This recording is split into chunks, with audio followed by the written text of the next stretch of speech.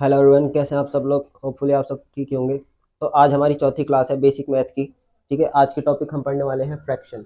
देखिए, फ्रैक्शन क्या होता है। फ्रैक्शन एक वो संख्या होती है जिसको हम बटे में लिखते हैं, जिसको हम अपॉन में लिखते हैं।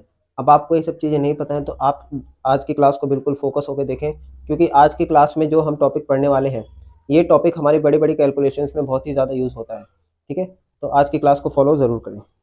देखिए, फ्रैक्शन क्या होता है। कोई भी नंबर है जो कि अपॉन में लिखा जाता है, मैंने लिखा 1/2।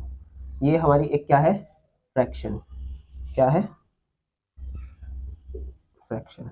अब इस फ्रैक्शन में भी दो नंबर होते हैं, एक ऊपर वाला और एक नीचे वाला। ऊपर वाले को तो हम बोलते हैं न्यूमरेटर। क्या, न्यूमरेटर। और नीचे वाले को बोलते हैं डिनोमिनेटर।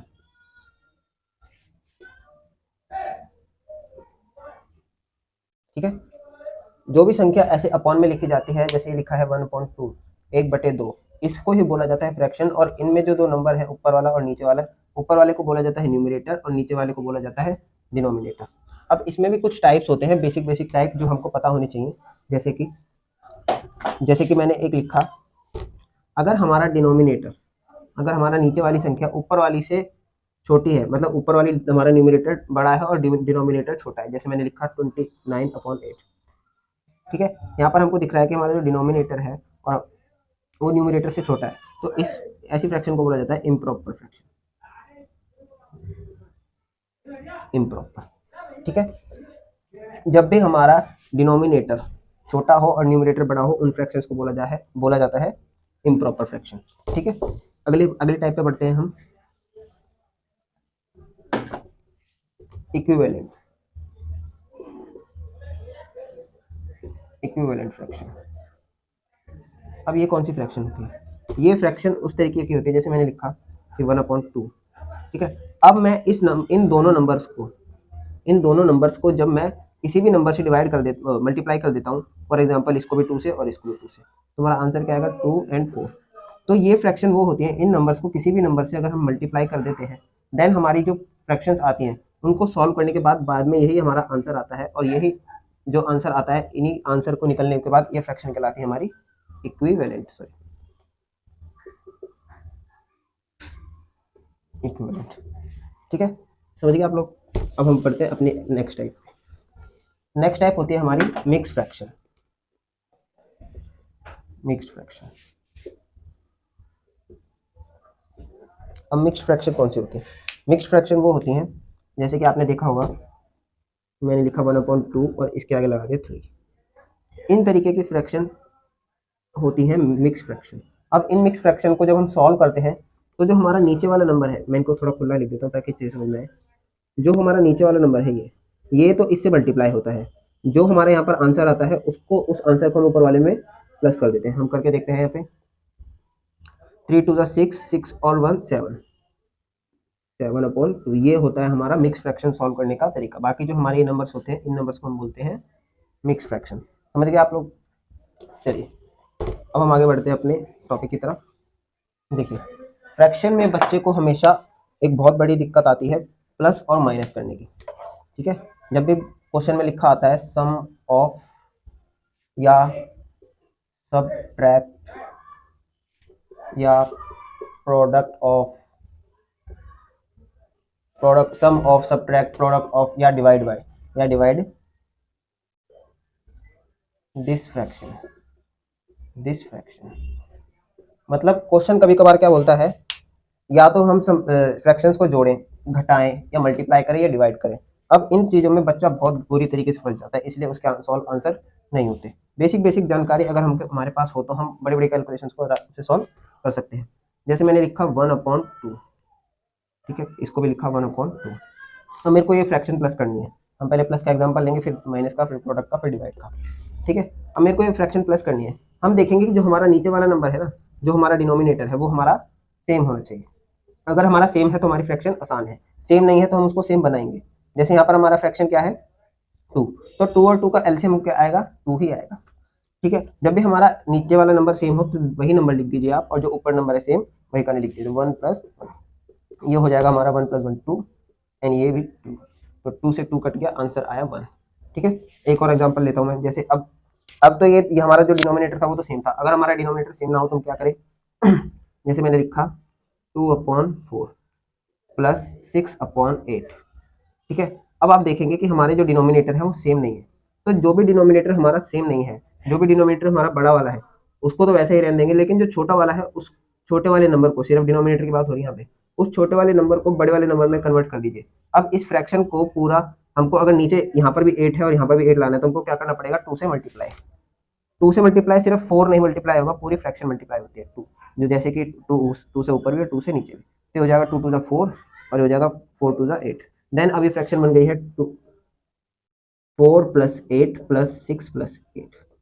ठीक है, अब ये जो नीचे हमारे नंबर सेम हो गए हैं, फिर वही कहानी सेम आ गई है। जब भी नीचे नंबर सेम हो तो वही नंबर, और जो ऊपर नंबर लिखे हैं वही सेम नंबर, प्लस 6 और 4 10 और नीचे 8। ठीक है, यही हमारा आंसर है। अभी ये डिवाइड कैसे, ये जो हमारे नंबर हैं ये आपस में डिवाइड हो सकते हैं। ये चीज मैं आपको आज की क्लास के लास्ट में सिखाऊंगा। ठीक है, ये जो हमारी चीज है ना सीखने वाली आज फ्रैक्शन में, यही है। ठीक है, मेन पार्ट हमारा यही है। ठीक है, तो प्लस समझ गए हमारा कैसे होता है प्लस। माइनस में भी हमारा सेम यही कहानी है।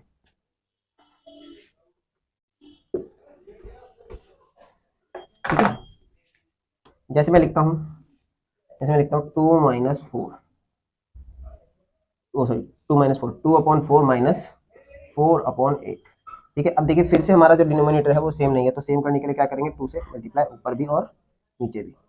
ये हो जाएगा 4, ये हो जाएगा 8। अब ये बन चुका है 4 और 8 माइनस 4 और 8।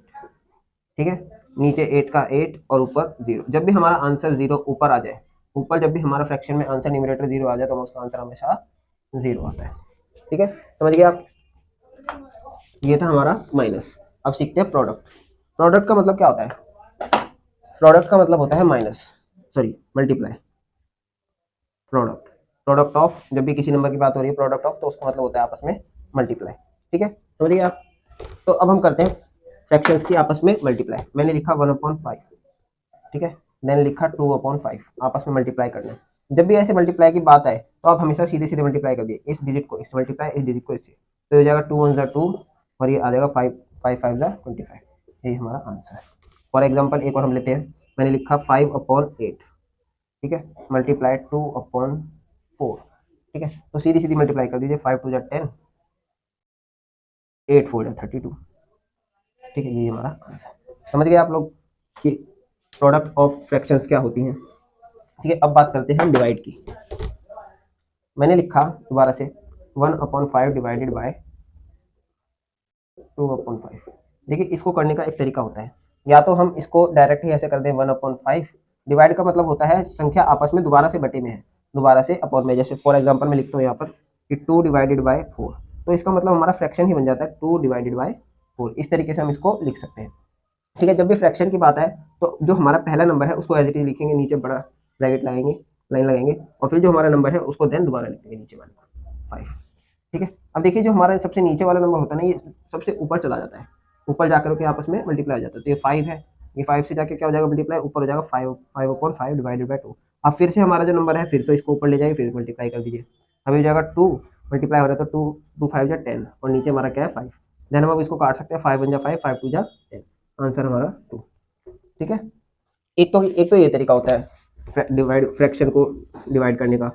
और दूसरा तरीका हमारा ये होता है कि ये जो फ्रैक्शन है ना, इस फ्रैक्शन को अगर हम, इस वाली फ्रैक्शन को हमेशा जो भी साइन, जो भी हमारा मैथमेटिक्स का साइन होता है, जैसे डिवाइड का साइन है, इसके राइट हैंड साइड पे जो वैल्यूज होंगे इनको हम आपस में पलट देंगे, तो वो जो हमारा बीच वाला साइन है वो हमेशा चेंज हो जाता है। जैसे हमारा क्या लिखा है, पहले मैं आगे वाला लिख दूँ। ये हमारा क्या लिखा है 2/5, अगर इसको मैं लिख दूँ 5/2, हमने पलट दिया नंबर, उल्टे उल्टे कर दिए, जो भी हमारा बीच वाला नंबर होगा वो क्या हो जाएगा उसमें मल्टीप्लाई। अब वो चेंज हो गया है, डिवाइड हमेशा मल्टीप्लाई में चेंज होगा। ठीक है, देन हम इसको काट सकते हैं, 5 से 5 कट गया, आंसर आ गया हमारा 1/2।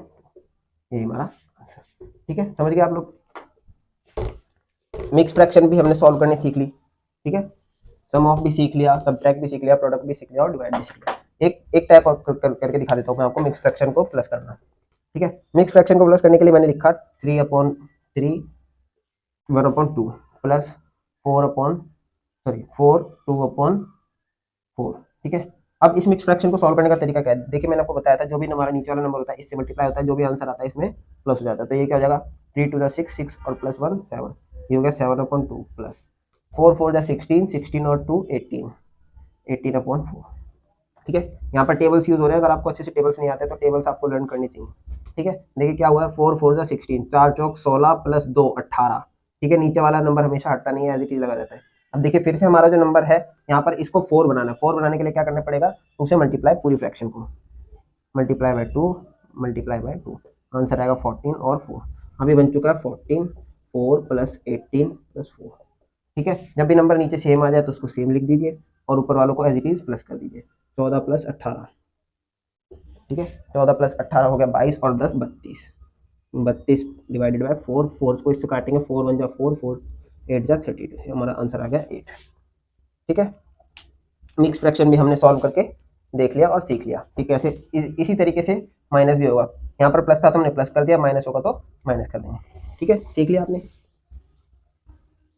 देखिए अब जो हमारा फ्रैक्शन का जो सबसे मेन पार्ट है उसको हम सीखेंगे। बच्चे इस चीज में बहुत घबराते हैं या उनको आता ही नहीं है, समझ में नहीं आता। ठीक है, फॉर एग्जाम्पल देखिए छोटे नंबर से शुरू करेंगे, जैसे मैंने लिखा 10/2। अब देखिए अगर आपको टेबल अच्छे से आते तो आप जो हमारी बच्चों की ये वाली डिवाइड करने की आदत है ये छूट करके हम इसको कर देंगे और हमारी कैलकुलेशन देखिए कितने मिनटों में हो जाती है, जल्दी ही सेकंडों में। ठीक है, अब देखिए यहाँ पर इसके एग्जांपल से मैं इसको सॉल्व करके दिखाऊंगा। देखिए 2 का टेबल सबको आता है, 2 के टेबल में 10 कितने पे आता है 5 पे, 10 से 10 गया 0, आंसर हमारा क्या आ गया 5।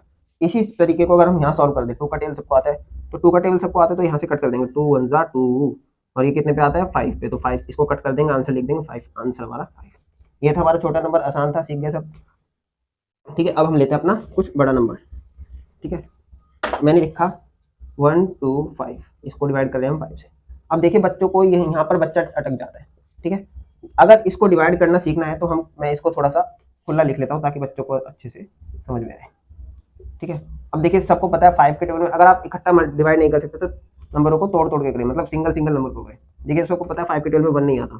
ठीक है, तो हम डायरेक्ट दूसरी दो संख्या लेंगे एक साथ।